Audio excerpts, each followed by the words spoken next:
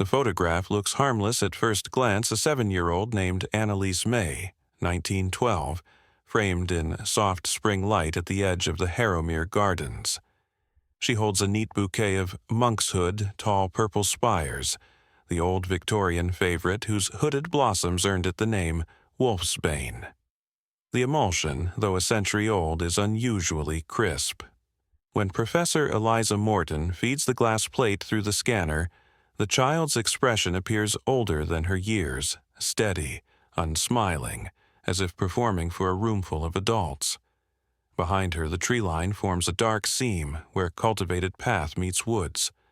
Morton magnifies that seam. Branches that once red as texture begin to separate pale slivers of sky, knotty trunks a tangle of shadow. Then a shape resolves, too straight for a trunk, too narrow for a hedge post. Tall, gaunt. A split highlight near the crown suggests horns, only because the brain wants a story. She marks the coordinates and runs the scan again to rule out dust or hairline scratches. The silhouette doesn't move. It only seems to lean closer the longer she looks.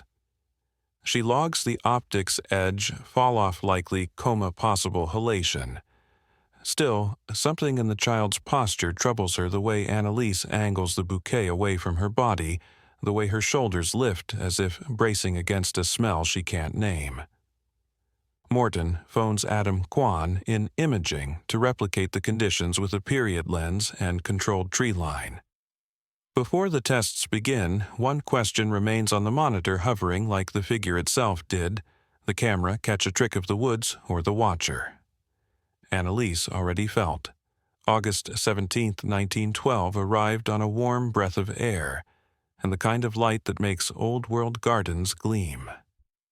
By late afternoon, the Harrows were on the Whitfields' south lawn, where lanterns swung from chestnut branches, and a gramophone chased conversation with waltzes. Nathaniel traded opinions on boilers and the new electrics, every inch the industrialist playing host away from home. Lillian stood with the women beneath a striped awning, speaking in clean, firm sentences about petitions and marches. Some nodded, some smiled politely, and looked past her toward the orchestra. Their son, Julian's sleeves rolled, argued amiably about motorcar gearing with 2 older boys. And Annalise, in a simple white dress, wandered the edges where the lawn fell to shrubs, and shrubs found the path to trees. A gardener's wife had brought cut flowers for the tables. Among the dahlias and foxgloves lay a curious bunch of purple monkshood, each blossom shaped like a tiny hood. "Don't touch with bare hands," the Whitfields man warned as he set them aside. Nathaniel, overheard, glanced toward his daughter, and with a casualness that wasn't casual, moved the monkshood centerpieces out of her reach. Annalise did not pout or protest. She simply watched the tree line as if listening. They left at 10:30. Edgar Pike, the Harrow's chauffeur, eased the Model T down the gravel lane, while the band dwindled to a memory in the mirrors. Annalise nodded over, waking only once when a wheel dipped and rattled a loose board on the bridge. She drew back from the bouquet someone had stuck in the door pocket, as if the purple spires bit through the paper they were wrapped in. Mrs. Klein, the housekeeper, met them at the front steps with keys and the practiced half-bow of a woman who ran a house the way a captain runs a deck. "You're late, sir," she said kindly. Nathaniel smiled, told her not to wake the scullery maid, and carried the child inside. What happened after that is written in absence. The breakfast table remained laid as Mrs. Klein had left it. The cups nested like white shells. The sugar bowl closed, the toast rack empty, the kettle cool. Beds upstairs were tight and perfect corners, still sharp from yesterday's turn-down. Nathaniel's pocket watch sat on his table, hand stopped only by the clockwork he hadn't wound. Lillian's comb and mirror waited in a line on the vanity, a snag of dark hair caught in the teeth. Julian's exercise book lay open to a page of neat calculations interrupted mid-line. In Annalise's room, a ribbon rested on the pillow exactly where a head would have settled to sleep and didn't. There were marks, but they said little. The back door stood ajar. The night latch had not been thrown. 2 faint smears, one greenish one, brown where a boot had nudged the garden mat. A few Monkshood petals bruised and darkening on the stone path that led toward the ornamental pond and the first rank of trees. A gardener's calico glove missing from the peg in the potting shed. Nora O'Keefe, the new maid with careful hands and County Cork vowels, remembered Nathaniel's warning in the spring, avoid the purple hoods. Gloves always. She showed Mrs. Klein a folded cloth she'd found near the outer steps, damp with the faint, sour-sweet odor that clings to cut stems. Sheriff Robert Mallory reached the estate by 9. He was the sort of man the county elected because he never hurried unless a hurry was useful.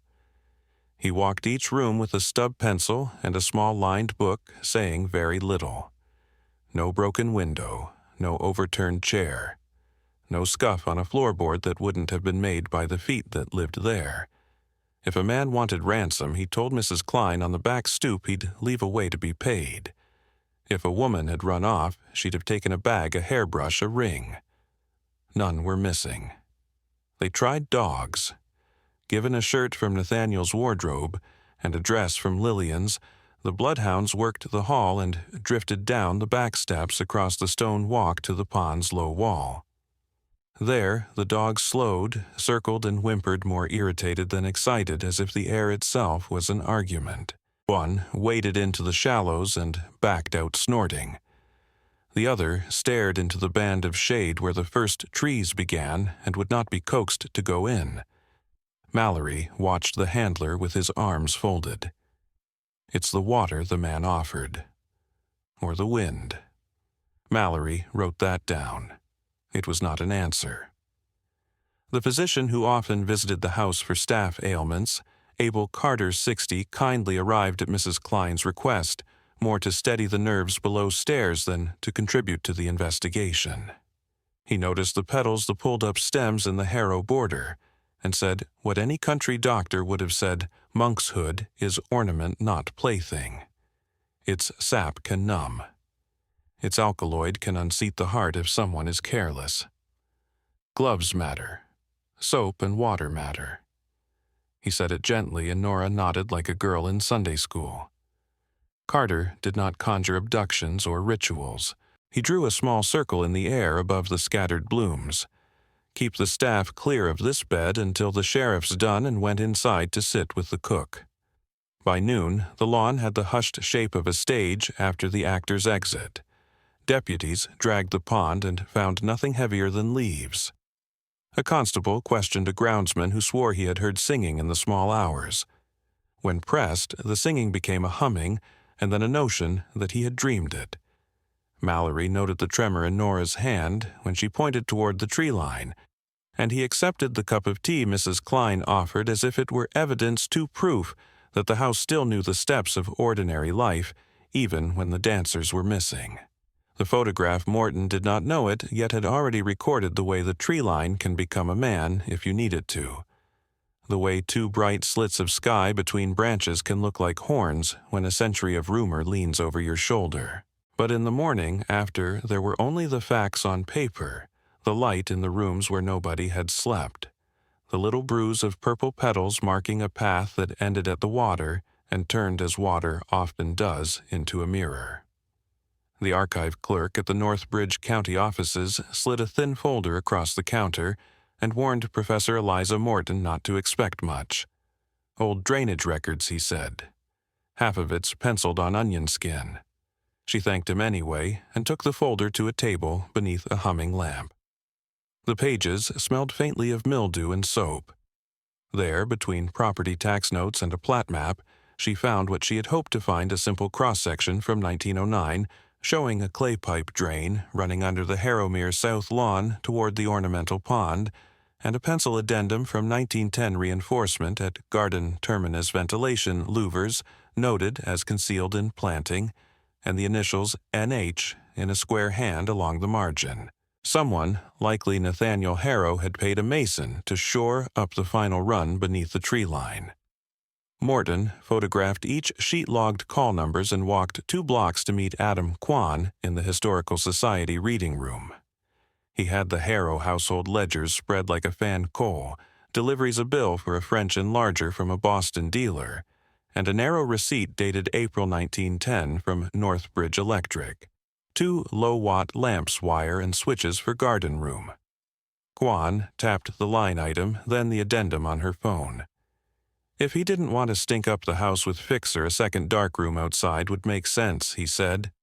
And if he was shooting at the tree line, the walk down is short. Permission took 2 weeks faster than usual because the university offered to bring conservation staff, and because the county wanted answers that went beyond rumor. On an overcast morning, a conservator, a county archaeologist, and a maintenance man met Morton and Kwan at the pond.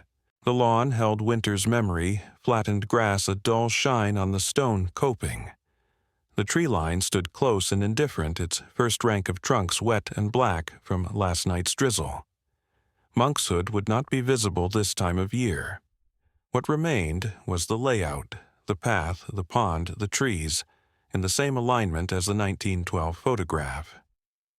Ground conditions didn't favor radar, but the archaeologist ran a handheld unit across the area anyway, mapping density changes. A narrow return traced the drain. Closer to the coping, a shallow rectangle rang back as something man-made. The maintenance man probed gently with a bar and hit stone. They cleared sod, brushed aside soil, and exposed the top of a slab with a thin iron ring fixed flush to its face, the kind of hardware meant not to be seen. Morton's mouth went dry. Even Kwan, usually a voice of calibration and degree, said nothing for a moment.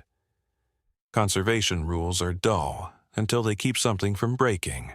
The team documented the slab in place, tested the iron for stability, and eased the stone up half an inch with wedges to check for resistance. The smell that came out was old earth and lime-wash damp wood, and a ghost of something chemical like a barber shop left to sit developer and fixer, long since dried but not forgotten by the air. The slab came up on a board with nylon straps, and a rectangle of darkness opened that was only a staircase by implication. Kwan shone his light. Steps close set descended into a lintel of brick.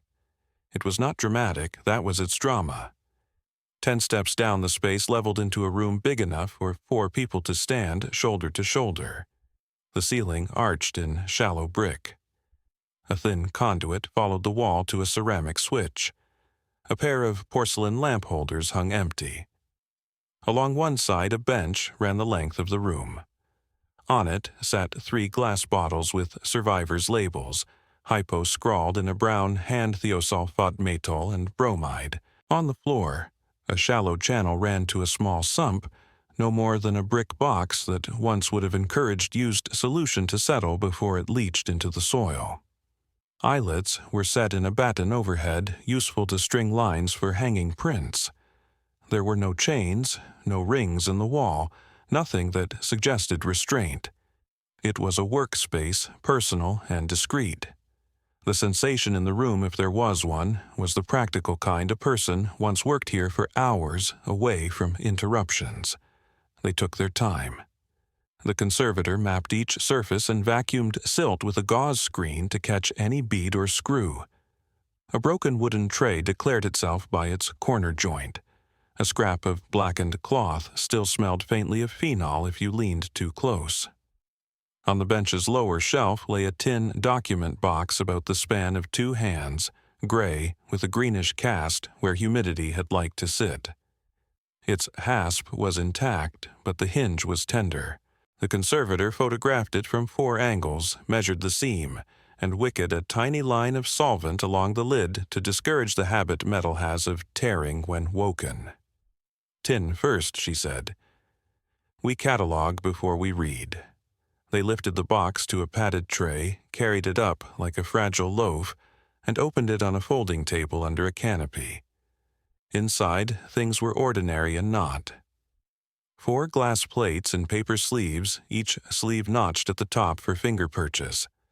a fifth plate wrapped in a butter-yellow cloth that had once been white, a small notebook in brown calf tied with string. The plates had that peculiar mute sheen old emulsion gets when it has been kept dark and dry. The notebook's edges were furred but strong. On the flyleaf a name in a firm, compact hand, N. Harrow. The county archaeologist, careful by temperament and training, murmured, "We'll stabilize pages before turning." She slid the notebook into a vapor-tight bag with a humidity buffer and labeled it. For the plates, Quan had brought a field scanner that could image negatives without forcing them through rollers. He hesitated, looked to Morton, and she nodded. The conservator agreed to a single pass at low intensity. They began with the first sleeve. A garden path, the pond, the tree line out of focus and thick the way, near things gather the eye to protect you from the far. The second plate showed the south lawn from a low angle as if someone had put the camera on a stand and stepped back. The third, a chair near the window in a child's room, empty, with a ribbon draped over the back. The fourth was black at a glance, and then not a smudge, a leaning suggestion that could be wood, could be coat, could be the brain's reflex reaching for a person where shape would do. The fifth plate, the one in cloth, was heavier, as if the glass had grown dense from being asked to carry something for too long. Morton eased it beneath the scanner frame, and Quan lowered the lid. The screen produced an inverted image in slow increments, pale building up on dark. It was the garden again, but from lower, as if the camera had been set for a child's height, or as if the photographer had crouched. On the right, the Monkshood bed stood tall in their season-hooded blossoms catching light. In the center, a small figure in white held still, without smiling, an expression somewhere between patience and the tiredness that comes from doing as you're told. Behind her, the tree line met itself in a seam. Between two trunks, a narrow vertical that might be a man if you wanted a man. Morton, who had come to this work, precisely because images lie with such grace, wrote her notes, plain orthochromatic emulsion, likely gelatin silver. No anti-halation backing. Edge flare consistent with period lenses. Tree-line silhouette consistent with superimposed branches and coma. Then she wrote what she could not file under optical terms, the angle of the small shoulders. The way the bouquet sits loosely as if placed.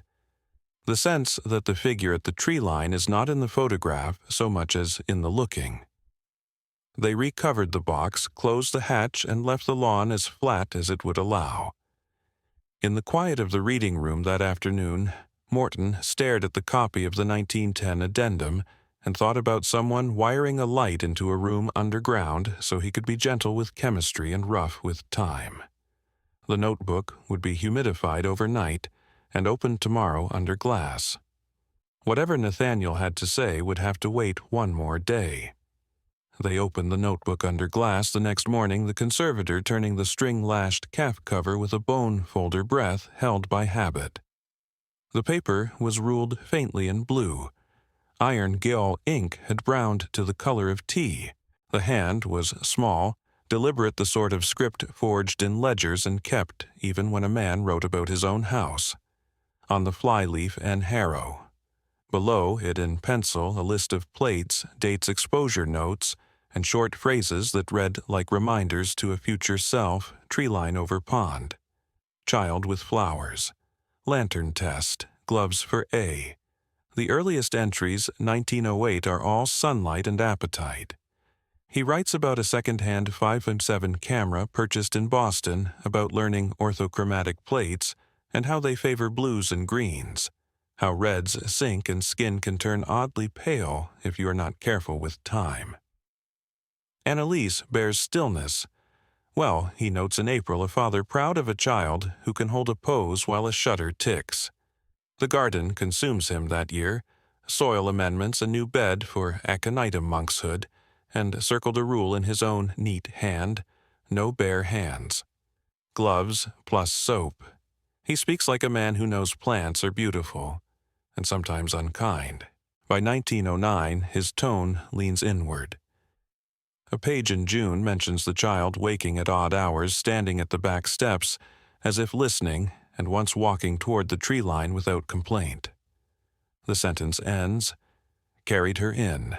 She did not wake." He does not dramatize it. He sets a bell on his nightstand and instructs Mrs. Klein to remind the maids about garden routes after dark paths, not borders. He underlines the word borders. Late summer brings experiments. He describes the tree line as that seam where cultivated stops a phrase that would have pleased a painter. There are sketches camera positioned by the pond tripod legs notched into the stone along cable release so that he can stand to one side and avoid blocking light. He notes the moon's phase when he tries a short exposure at dusk. Twice he writes branches confound the plate, meaning movement. To control it, he tests a windbreak, 2 garden stakes, and a screen of burlap that keeps the nearest leaves from painting themselves across the emulsion. Even so, he records that a vertical form reappears, narrow, set in the gap between 2 trunks, like a man precisely where he should not be. There is no occult language. When he reaches for an explanation, he reaches for physics, flare, halation, depth of field. Lens draws odd at edges, he writes lights in distance swell. He diagrams rays as if to talk himself out of worry, and yet the worry persists. In September, he describes enlarging a plate to examine light in the eye, the tiny scene mirrored on the wet surface of the child's pupil. He expects to see himself at the camera. Instead, only a suggestion, the camera's front standard a sliver of sky, and this he cannot commit to ink without hedging an upright darker than its neighbors. He adds a parenthetical that could be a mercy to himself, trunk near path. The Monkshood returns in 1910 as a practical concern, not a symbol. He writes that aconite causes numbness of skin, and that gardeners should use oilcloth gloves then soap. He orders the bed staked with a low wire to keep children out of the drip line. He records a delivery from Northbridge Electric and the installation of 2 lamps for garden room. There's a page about chemistry metal and hydroquinone, and the way the safe light's red turns the chamber into a world of its own, where time can lengthen without consequence to anyone but the man doing the lengthening. Less interruption, he writes. Better for proofs. By 1911, the line between experiment and home life thins. He is more sparing with adjectives, as if extravagant words might tip something. A says a lady stands where the trees begin. He does not name the lady. He does not call her a spirit. He writes instead about the child's attention, how it fixes not on the lens but on a point just to one side, how her shoulders rise as if against a draft. He photographs the tree line without the child camera at the same height, same hour, and still the vertical form returns, some nights clearer than others, more a lean than a body, the place where 2 shadows agree to be read as one. The final run of pages late July into mid-August 1912 tightens like a belt. He lists a plan. Close hatch after Whitfield's entertainment. Remove 2 plates to house. No more dusk exposures. He notes that a gardener has mislaid a glove and replaces it himself. He records that Lillian objects to the tree-line work not because of fear, she is not a fanciful woman, but because it keeps the child thinking of that darkness. He concedes she may be right. In the last full entry, dated the morning of the Whitfields' party, he writes what reads like an apology without the word, "I am not persuaded there is a man at the trees. I am persuaded there is a figure in us that prefers trees to be men. After today, I will give the garden back to itself." They close the notebook and the room feels humid, though the air handling is fine. Kwan takes stills of the pages for transcription, then returns to the 5th plate, a scan of the child and the tree line that has begun to feel like a room they keep walking into. He enlarges the eyes layer by layer until the pixels give up. The reflection is there, and not 2 slips of bright sky, a square, that could be a camera, a gray that could be a trunk. He draws a rectangle around the seam between trees, softens contrast, and the vertical becomes less a person than the memory of one. Nothing supernatural, he says, but softly, as if loudness might wake something. Morton writes a clean line in her notebook. The father understood what edges do. Then, under it another. He tried to stop. Outside, the tree line keeps its plainness. Inside, the evidence holds. There are no spells in the pages, no rites in the brick room below the pond, only a man with a lens and a child who looked past that lens toward the seam where the lawn ran out and the woods began. And tomorrow, when the county reopens the site at first light, they will paste the stones and measure again, because that is what you do. When a figure appears in the trees, you turn the camera slightly and see if the man steps with you, or if he was never there at all. Rhea O'Sullivan arrived with a librarian's tote and the calm certainty of someone who has lived around archives long enough to know that paper changes a story more than rumor does. She was not a ghost hunter. Her grandmother had been Nora O'Keefe's niece, which made Rhea a patient witness to family anecdotes about the Harrow house, none of them useful, all of them loved. She began in the county room deed transfers, predating Nathaniel Harrow, a row of clipped notices mentioning the previous owner, Aurelia Thorne, and her botanic beds of uncommon species. The articles did not say poison. 19th-century newspapers seldom did. They listed Latin aconitum digitalis datura. They praised color and form and Victorian industry. They also recorded a winter storm in the late 1880s, so severe that roads drifted shut for days, and a small child of the Thorne household was reported missing. That line ended there. The weather ledger corroborated the dates. Everything else was graft. In a box of estate bills, Rhea found a receipt for oilskin gloves and soft soap spring of 1889 marked for garden staff. In a physician's booklet, Dr. Carter's notes for household calls, she read a short admonition in the margin beside aconitum, napellus, ornamental exercise, caution, numbness of fingers upon handling. None of it proved anything beyond the obvious Monkshood belongs to a class of plants that are beautiful and unfriendly, and gardeners once worked among them daily with respect and routine. She walked the grounds with the county archaeologist at midday, and later alone at dusk, under a permit that allowed a simple photographic survey of the tree line from marked vantage points. Rhea texted Morton a picture at 7:18 p.m. The pond a dull plate, the first trunks losing detail, the border where lawn turns to woods flattening into one shade. Compression, she wrote. The place is designed to make a seam. She was to return the key to the maintenance office by 8. She did not. A ranger drove by at 9, saw her car, and called it in. The responding deputy found the permit clipped to the visor and a tripod resting on the back seat. Searches after dark have a way of collecting noise. Voices carry, lights bend.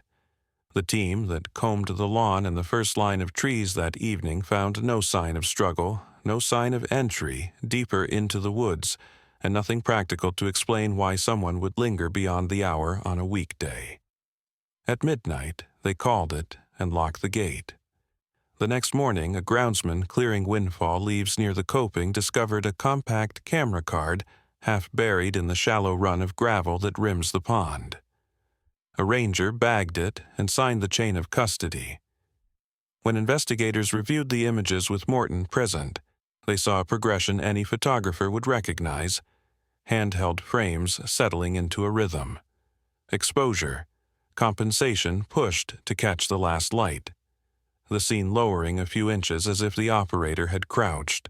In the final series, contrast rises, the seam of tree line darkens, and two slivers of sky between branches take on the upward flick of horns, a familiar trick of shape against dusk.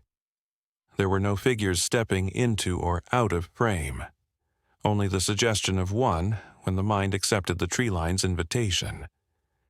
The county closed the site on safety grounds, unstable ground around the hatch, poor night lighting, and the simple fact that people make risky choices in places that feel like stories. Ria's case remained open with no determination of foul play. Morton and Kwan, neither detectives nor eager for the role, did what they could do, move back into the lab and strip the treeline of its magic until only optics remained.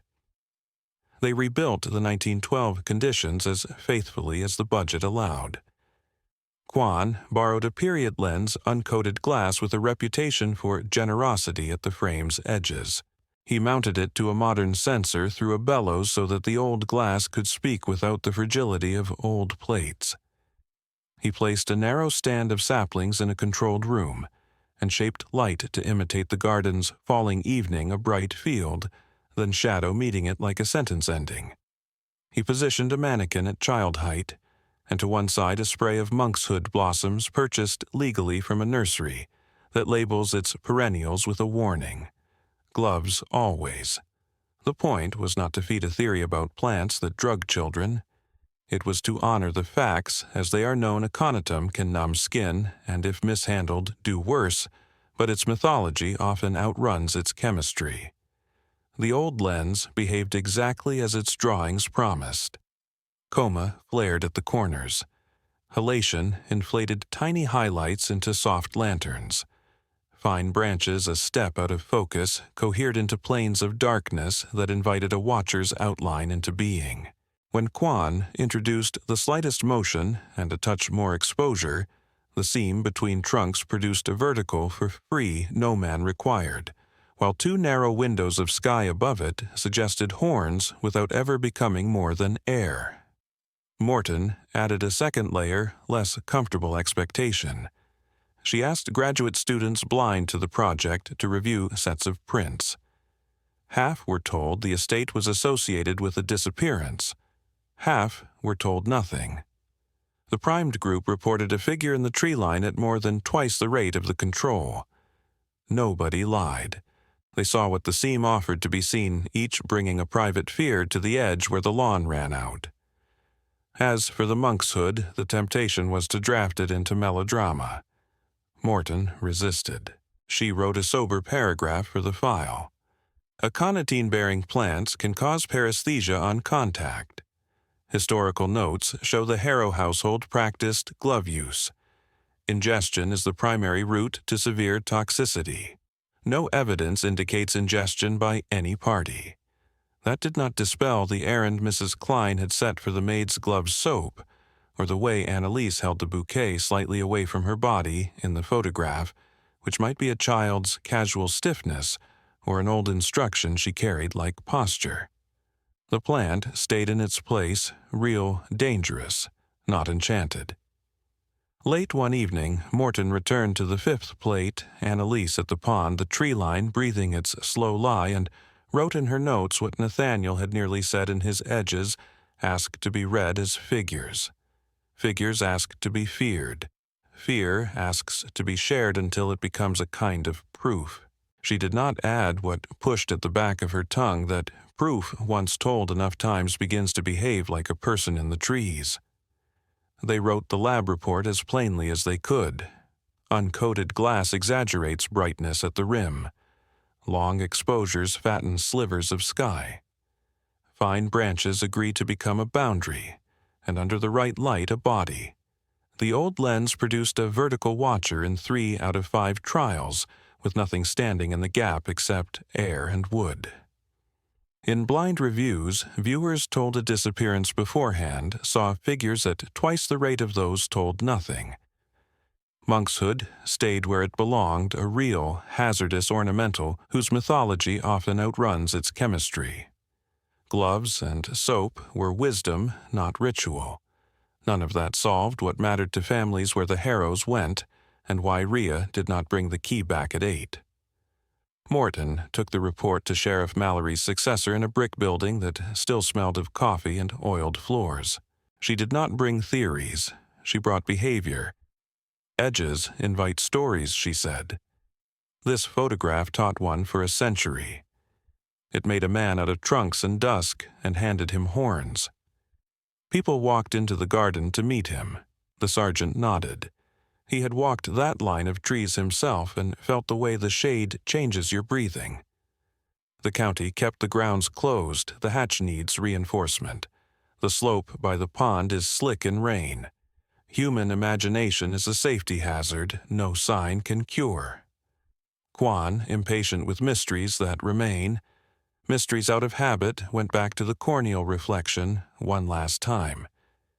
He borrowed a better scanner, leveled the plate to a spirit bubble, isolated an arc of light in the pupil's glaze, and soft-stepped the contrast until the tones parted. There it was, the square shoulder of a camera, likely on a tripod, a length of cable release like a vein of graphite, the deep seam of treeline rendered as a single dark. No operator in the reflection, only apparatus. A father stepping aside so his daughter could hold still without looking at him. He saved the crop, labeled it with procedural notes, and let it go. They stood at the pond on an ordinary afternoon when the university released them from the last meeting, and the clouds kept the lawn honest.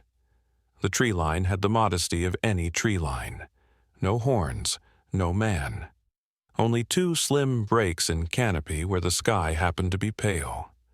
Morton closed her eyes and pictured Annalise's shoulders, the small lift against a smell she did not like, the bouquet angled away as if obeying an instruction, so old it had become posture.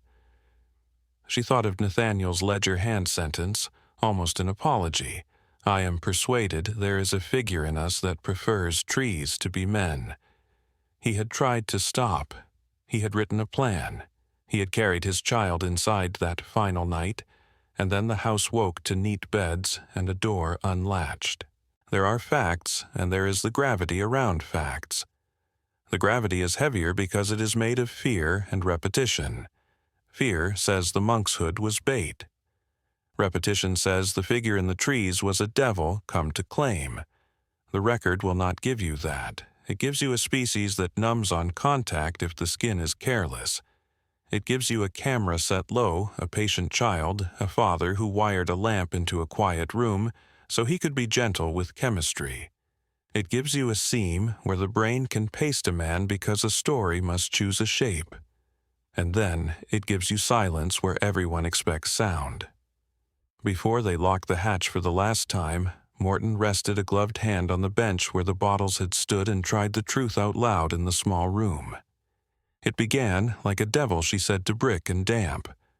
But the devil was us, how we finish pictures, how we trade fear for proof, and call the trade wisdom. On the lawn, Quan waited with the clipboard and the checklist, and the quiet relief of a man who has given the photograph back to physics. They signed. They left the garden to its insects and to the trivial beautiful work of leaves making a seam again. The plate remains in the vault. The scan sits in a file with procedure and dates. The story goes on in kitchens and on porches, and in the minds of people who have not seen the negative and do not need to, because rumor is quicker than light. If you stand by the pond at sundown and look long enough, the trunks will lean together and become what you are braced to meet. That is an old human faculty to find a watcher, so we do not have to watch ourselves. What do you see now, a demon at the tree line, or the mind completing a shape it asked for? Tell us below, and if you want more vintage photographs examined with care, subscribe for the next case.